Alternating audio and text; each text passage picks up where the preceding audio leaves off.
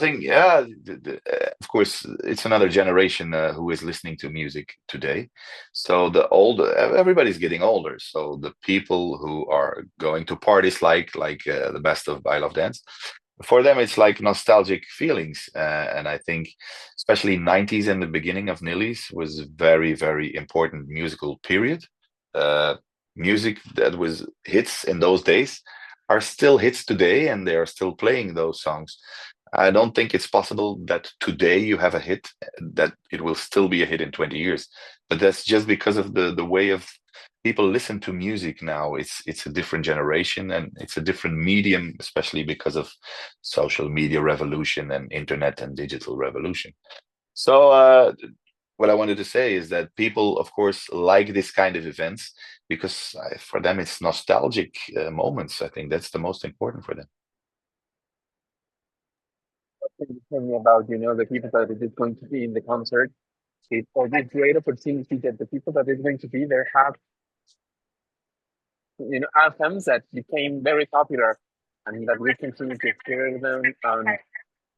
I can say to you without the fear of having this wrong information that they create the dance generation and the dance movement with the music that they present, like Corona, for example, Mhm. or so many Yeah. Winfield with Sexy Eyes, that it is so well known and the people that still do the choreography that, Mhm. put it. So, what can you tell me about them? How you manage to create this event and, put together so many people that give us the dance of the past and bring them right now and, give them the chance to be in the music scene again. I think younger people are also getting smarter. They, of course, they hear from other people that the music in the 90s and nillies were fantastic, and the vibe was completely different. So I think they want to experience it. The thing is that now uh, people remember this dance of even I remember this dance of Saturday Night from Whitfield, because those are nostalgic moments, and you remember that from when you were young and when you were going out to the club. The thing is today that music is released too fast, in my opinion. So every big artist releases a new song every month. So people cannot. We were expecting music from people 20 years ago, and we were waiting for months and months, and then it was released, and then they had all our attention. But now I think there is not only too fast music, but there's so much music every day there is a million releases, so it's really difficult today to stand out like 20 years ago, I think. The rest of the event, what emotion brings to you to have the chance to reunite all these people and to present the best of the dance, with all these with cartel that it is so interesting because you collect people with electropop, but also dance that together create a movement. So how important it is for you to bring them the chance to be together in one scenario and also Mhm. that they have the chance to continue in the music industry. As what you said, it's quite difficult right now to put something together. Mhm. And it is not only because of the quickly with the social network and the people that it is demanding more and more that we have the chance to see them and how difficult it was for you to say yes, but they say yes to you to this concept, or it was very easy. Yeah, yeah, yeah. No, of course, if you look at the lineup of this show, it's an amazing lineup. So I think, yeah, there's not many chances to go to a show like that where all these artists are combined. So yeah, I think that's a great opportunity. So people should take it, and they will take it for sure. I'm sorry. Very quickly asking to you, how do you see the evolution of the music? Because dance, electropop, it's growing to so many themes, also with people like DJs right now. So, what do you think about this evolution that the music has now, 2025? But perhaps what is doing in the 90s. So, what do you think about this evolution? This evolution, the evolution is always normal. Every generation has another style of music, has another way of course, today there are millions and millions of DJs. 20 years ago, it was not so easy just to release a song. Now everybody in one evening can make a song, write a song, produce a song with AI, release it even on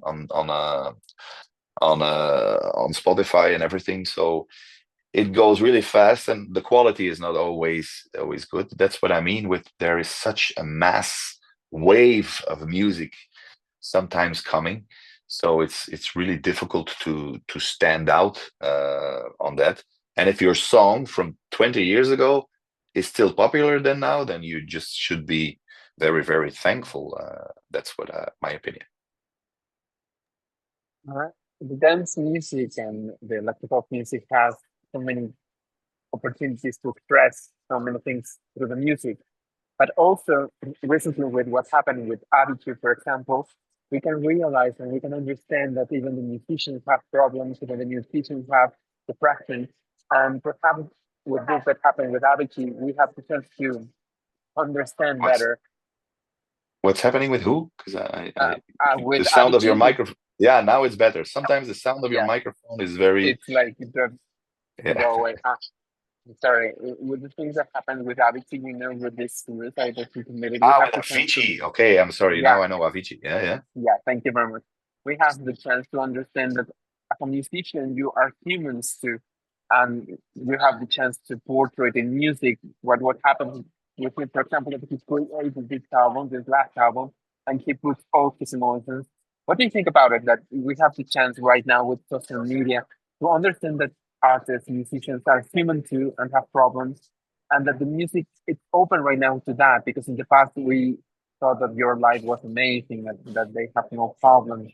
So what do you think of the music also have the chance to opening to portray and to show that you are humans and you have problems and you have depression? So what do you think about it? The story of Avicii is a very sad story, of course, but that shows that for some people, and I'm not talking about him, I'm talking about the people around him and record labels, and sometimes they only think about the money and the fame, and they don't think about how difficult this sometimes is for an artist, especially today, because you have to be on top level constantly now, because otherwise you will be passed by another talent, by younger talent.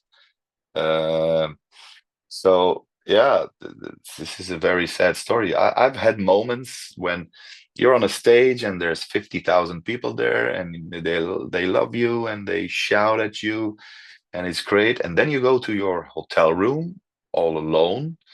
This can be a very, very lonely feeling, and many people don't understand that. But our life is sometimes very, very lonely too. And then, of course, it depends on what the state of of your mental state is. In the case of Avicii, that's a very sad story, of course, because this was a brilliant, brilliant producer, and he could have given us so much more music. Well, finally, thank you very much for your time and for the interview. What surprises can the people expect for this show? And what are you preparing for them? What can you tell me about all the things that they're going to be enjoying in this show in Palacio de los Deportes? Well, I'm pretty sure that I will do something like a mix of my biggest hits, which for sure they will know. But I'm pretty sure that as soon as Pump It Up will enter the mix, I'm pretty sure that people will go crazy, and I expect nothing less than for them to go crazy. So I think it will be a great moment when they hear Pump It Up being mixed in. I'm pretty sure they will be very excited. Yeah, it's going to be epic. Well, finally, for what is coming for you for this 2025, and what are you preparing for 2026? Because I know the future it's now, but what are you preparing for? I'm still in the middle of touring, so I'm still constantly every weekend I'm doing shows all over the world. So I've been working with a few producers. There's some tracks on moving, but I work with different producers in different countries. And for now, there is no time limit. Not for me. There is no pressure because as I said, I'm still very, very busy. I cannot really focus on studio time. But there is more stuff coming for sure. But as I said, for me, there is no pressure. I don't have to release something next month. I prefer to release when I'm ready and when I feel, oh yeah, this is good, I want to release this. In collaboration, and we can expect now that these days everything is about collaboration. Do you want to do something in different? I've done a few collaborations in the past, and I'm always open for that. It depends. Sometimes it comes your way, but for the moment, it's not in the plans. But you never know. As I said, collaborations can happen really fast sometimes. So I'm always open for that. Yeah, sure. Very quickly, for you, Mexico is important. How do you think that our country is in the music industry? Do you think it's an important market? What do you think about Mexico in that regard? On music market, don't really know what the level of the music market on the world is. But for sure, I know that many DJs play in Mexico. I'm a very good friend of Dimitri Vegas, like Mike. So I know they've done many shows in Mexico as well. So I think it's just the distance that we're not used to just flying all this way for one show.